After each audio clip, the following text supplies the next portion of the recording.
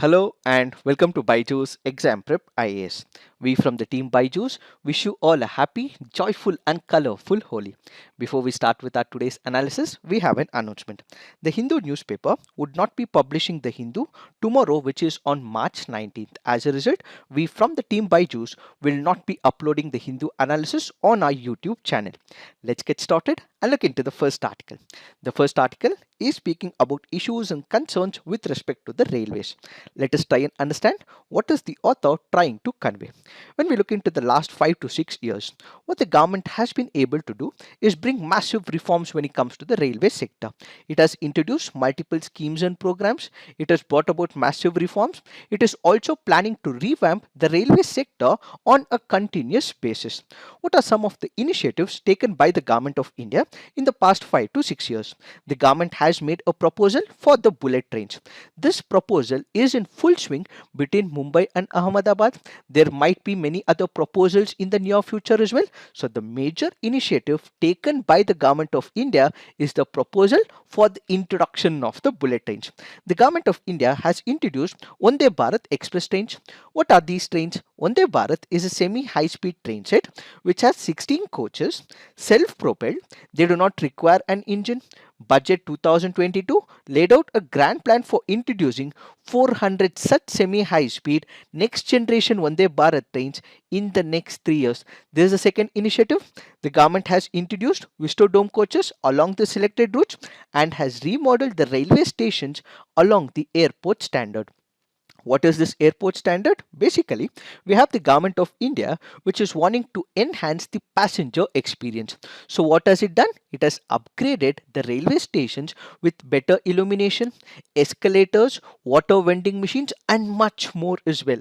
One such example that we have is with respect to the Jaipur railway station. So the government, in order to increase the passenger experience, enhance on it, has introduced the railway stations along the airport standards. Then the number of accidents have also gone down drastically. Historical levels of capital investments have been made in the railway sector. Then record levels of freight loading is happening when it comes to the railway sector. And finally, the government has also introduced national train plan as well when it comes to the railway sector. These are some of the reforms undertaken by the government of India so that there is advancement when it comes to the railway sector. However, it is not all merry, it is not all rosy, says the author in this article with respect to the railway sector. What does the author intend to say? The author in this particular case goes on to say that the finances of the railway sector is not in tune with the reality. The expectation is that investment in the sector is going to bring returns, but when are they going to bring the returns to the railway sector is the first question asked by the author. Added to it, it is also being showcased that there is operational efficiency which has resulted in the financial surplus in the railway sector. However, these numbers that have been projected are superficial, are designed to create a favorable impression, as it means that it is not surplus, but instead there might be deficit of the finance infrastructure when it comes to the railways, says the author. So the author goes on to say that there has been a neglect of the crucial policy issues, especially those that concern the financial health and the future management infrastructure of the Indian railways. So the author in this particular case goes on to say that there are some issues and concerns with respect to the railway sector and illustrates the same with the help of an example. Let us try and understand what are these examples. When it comes to the railway sector projects itself as an image of a public undertaking that is financially viable. What does this mean? Basically, when it comes to the railway sector, what does the railway sector have? It has the passenger trains. It also has the freight operations. What are passenger railways? This will enable people to move from the source to the destination. What are the freight operations? It will enable goods and services to be transported from one place to another.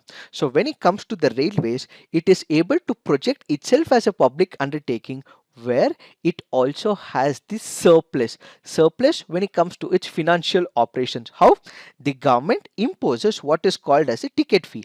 The ticket fee is imposed on the passengers, and at the same time it also imposes certain amount of money for the freight operations as well.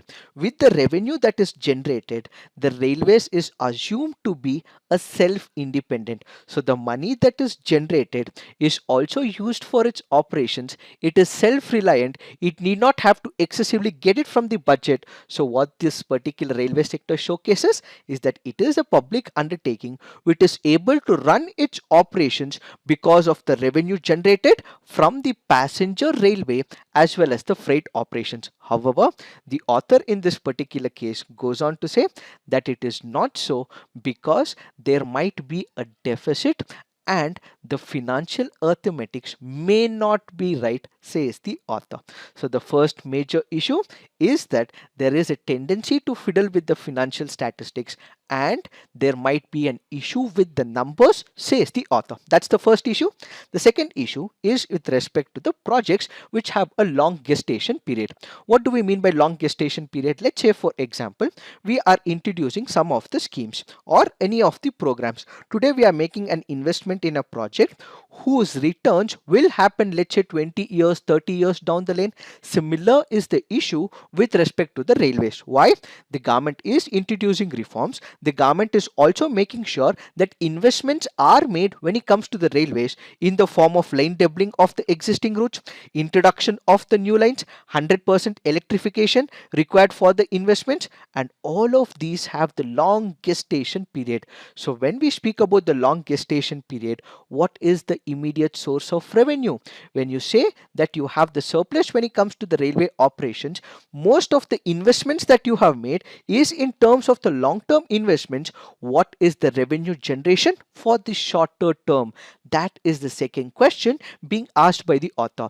So the author goes on to say that since these are the long-term investments, the government may not have enough number of finances. Since it does not have the finances, it will borrow from the market at a relatively higher rate, and as a result, the interest rate which the governments have to pay will also increase over a period of time, says the author. The third issue the author takes into picture is the 8th pay commission. What happens? We have people working in the railway sector. These people will have to be given what is called as the salaries. Then they also have to be given the pensions as well. But with the 8th pay commission, the increase in the salaries will be notified, and as a result, this will further have strain on the finances of the railway sector, is the third major concern. The most important of all is the major structural reform which the author speaks about. When we speak about this reform, what are we speaking about? We are speaking about the employment. What are we speaking about? We are speaking about employment in the railways. One, which is based on the technical profess. The other is on the basis of non-technical officers. Who are these technical officers? These are the technical officers who are nothing but the engineers who are expertise when it comes to the railway operations. Then you also have the non-technical people. Who are these non-technical people? These are the people who are clearing the civil services examination. They majorly hold what is called as the managerial positions. So when it comes to the operation, until 2019, what we had is the technical officers who were recruited by the Indian Engineering Services, and then we also had managerial positions which are opened via the civil services examination. But the government realized that there was a lot of departmentalization, segregation, compartmentalization in terms of technical and non-technical. As a result, there was not much of the coordination. In order to bridge the existing gap of compartmentalization, what the government introduces is called as the Indian Railways Management Service. So in the Indian Railways Management Service, what we will have is one single examination which will be recruited via the civil services examination, and the earlier system is completely eliminated. So this means that this particular new process also has few problems, says the author. What are these problems? One, when it comes to the people who are recruited through the civil services examination, these people are the generalists. So the generalists will not have the so much of capability or the knowledge when it comes to the specialization. When we are recruiting people through the technical engineering program, it means that there would be engineers who know the technical efficiency of that subject matter. But if you are recruiting people from the civil services, every domain people write this examination, they may not have the required expertise is the first major issue. So what we are hiring through the civil services examination is not the technocrats or the people experts in the domain, but most of these people will be managers, and some of the work may not be done efficiently by these managers is the first argument. The second argument is that recruits will not be among the top rankers in the CSE. So if these people are recruited via the civil services examination, the top 100, the top 150 or top 200, they may opt for the Indian Administrative Services, they may also opt for the Indian Foreign Service, they may also opt for the Indian Police Service, they may also opt for Indian Revenue Service as well. But those people who have not got good ranking may opt for the railway services. So the top brains are again not in the railway services. So the author says that this entire premise of coming up with the Indian Railway Management Service is not serving the purpose, because we do not have the best of the brains in the civil services entering the railway domain, and with the technical examination completely eliminated, is completely off, we may be getting officers who have less ranking when it comes to the civil services examination. And finally, to execute these reforms, what we require is the people, and the IRMS may not give us the required number of people, says the author. Added to it, Indian Railways is also poised to migrate to the public-private partnership, joint venture mode, or outright privatization in major activities such as train running, asset maintenance, station management, project management and execution, production units, and medical services. So most of these sectors are either privatized or they are running into the joint ventures, which also means that the expertise may be transferred to the private sector, and we might not have enough number of people in the IRMS cadre, says the author.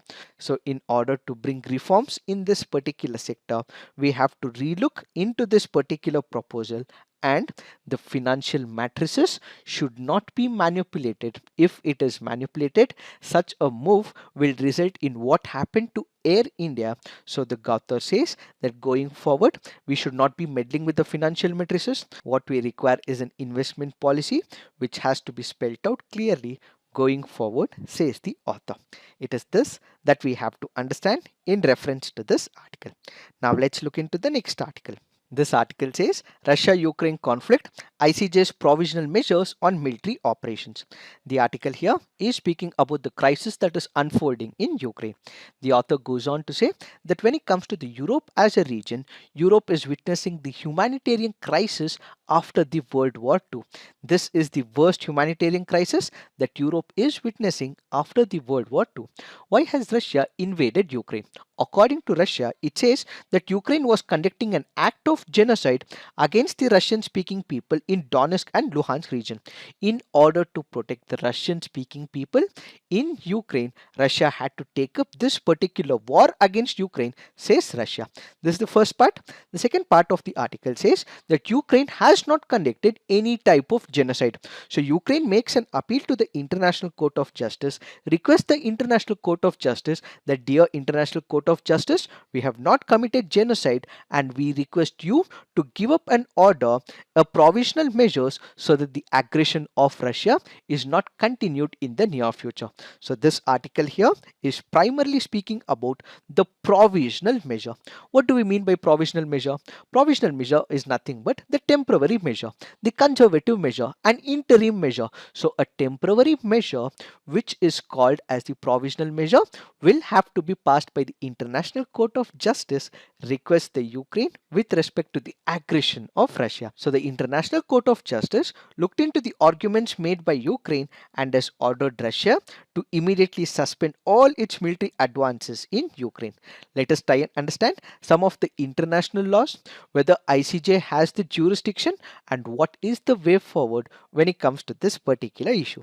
The first important question that we have to understand is whether the ICJ has the jurisdiction when it comes to this particular issue. What we have to focus is on two important articles. One is in reference to Article 36 of the Statute of the International Court of Justice. The other is in reference to Article 8. What does Article 36 speak about? It speaks about the jurisdiction of the court comprises all cases where the parties refer to it and all matters specially provided for in the Charter of the United Nations or in treaties and conventions in force. So the first point that you have to understand here is that parties refer to it. Who is the party here? It is the Ukraine. Ukrainian government is the party. It has requested the International Court of Justice. It has requested International Court of Justice to provide provisional measures. So an appeal is made by one of the parties to the International Court of Justice about those aspects, those principles which are covered in the Charter of the United Nations. So this is under the United Nations Charter. So what we have is Ukraine making an appeal to the International Court of Justice that, dear International Court of Justice, we have a problem, you need to fix it, give us that interim measure, that temporary period for which Russia can stop the aggression. So that is mentioned under Article 36 of the Statute of the International Court of Justice. Then we also have to look at Convention on the Prevention and Punishment of the Crime of Genocide. What do we understand by genocide according to this convention? According to Article 2 of this convention, it says genocide means any of the following acts committed with an intent to destroy in whole or in part a national, ethnical, racial, religious groups as such, which means killing the members of the group, causing serious bodily or mental harm to the members of the group, deliberately inflicting on the group conditions of life calculated to bring about physical destruction in whole or in part, imposing measures intended to prevent births within that particular group, and forcibly transferring children of the group to another group is part of the genocide. Now Article 9 says disputes between the contracting parties relating to the interpretation, application or fulfillment of the present convention, including those relating to responsibility of a state for genocide or for any other acts enumerated in Article 3 shall be submitted to the International Court of Justice at the request of any of the parties to the dispute. So what do we have? We have two parties. One happens to be Ukraine, the other happens to be Russia. These two parties have a conflict. So the conflict is Russia says Ukraine has committed a genocide. Ukraine says it has not committed a genocide. So there is a conflict. This has to be interpreted, and who interprets it? According to Article 9 on the Convention on the Prevention and Punishment of the Crime of the Genocide, it has to be the International Court of Justice. So taking into picture Article 36 of the Statute of International Court of Justice and Article 9 of the Convention on the Prevention and Punishment of the Crime of the Genocide, yes, the International Court of Justice has the jurisdiction. The second question is with respect to the provisional measure, for which what we have to look at is Article 41. The court shall have the power to indicate if it considers that circumstances so require any provisional measure which ought to be taken to preserve the respective rights of either party.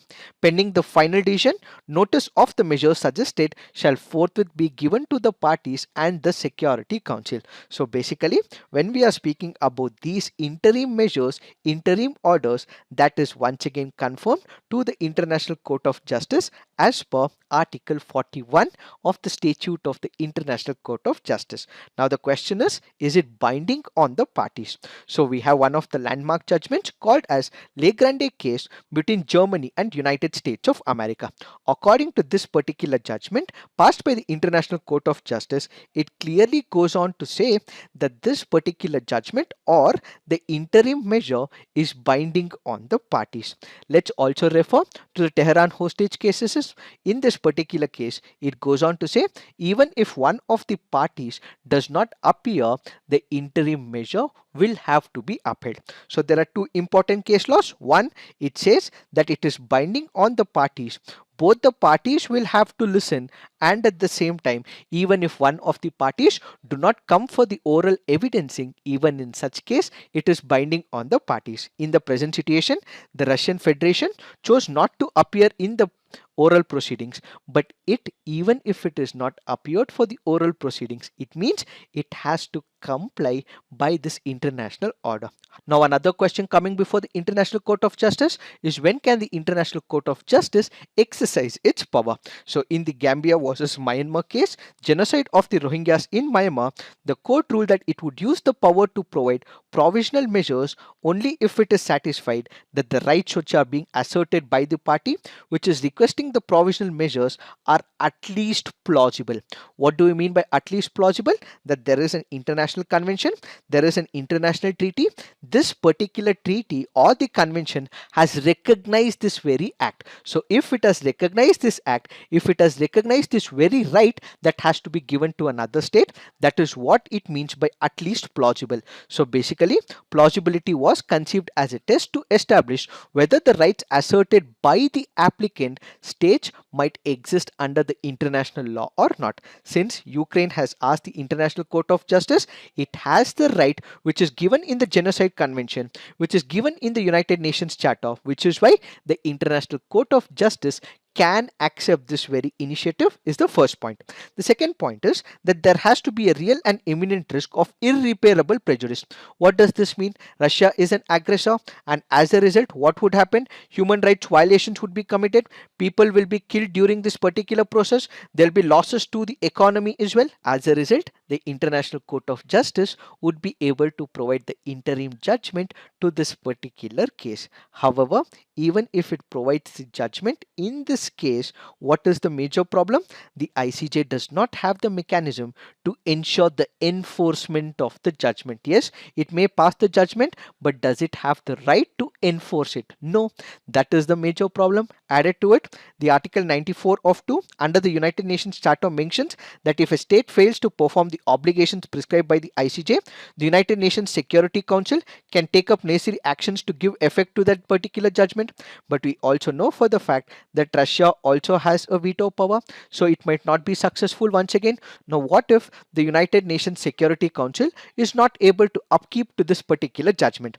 UNSC empowers the United Nations General Assembly to recommend measures for the peaceful settlement of the situation. In fact, the Uniting for the Peace Resolution of 1950 by UNGA during the Korean War empowered the UNGA to take up any matter which threatens international peace and security and make relevant recommendation as well.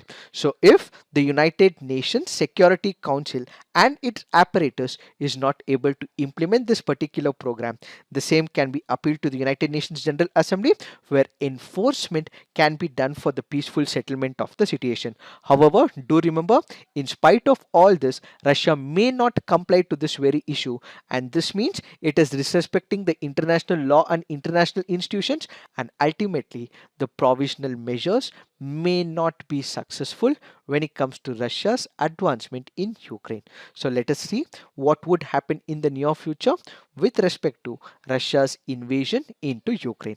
Now let's look into the next article. There are about 2 articles in the Hindu today which is speaking about the vaccine that will be given to the children between the age group of 12 to 14 years. Let's take them together and understand what is this article all about. The government of India has decided to begin the COVID-19 immunization program for the children between 12 to 14 years with what is called as the Corbevax vaccine. This happens to be a protein subunit vaccine which will be administered to the children who will be between the age group of 12 to 14 years. However, there are some issues and concerns with respect to administration of this vaccine to the children. What are those issues? One, the details of the Corbevax efficacy studies have not been given. This means that whenever there is a clinical trial that is conducted, it has to be peer reviewed, it has to be published, there has to be some of the evidences that has to be collected. But in this particular case, Corbevax efficacy study is yet not revealed, and that happens to be the major concern. Whenever there is a vaccine that has to be administered to the people, it has to be given permission by the National Technical Advisory Group of Immunization. This basically happens to be the highest advisory body on immunization in the country, which consists of independent experts who provide recommendations on the vaccines after they review all the data on disease burden, efficiency and cost effectiveness of vaccines. In this particular case, everything was sidestepped and the recommendations of the National Technical Advisory Group was not taken into consideration. The third major issue is that whenever there is a vaccine, especially with respect to the COVID-19, it is usually administered to the adults first and then to the children. If there are any lacunae or in case there are any side effects, the same might be addressed and then introduced to the children. However, in the present situation, it is directly being introduced to the children. So what if there are children who might also have side effects in the near future, and as a result of these side effects, it may further result in vaccine hesitancy, and ultimately, because of the vaccine hesitancy, the overall objective may not be achieved, says the author. It is this that we have to understand in reference to this article. Now let's look into the mains practice question. Discuss the issues that hinder the growth of Indian railways and suggest policy initiatives to revitalize the Indian railways. Next question, can the International Court of Justice mandate a ruling in the current crisis between Ukraine and Russia? Examine.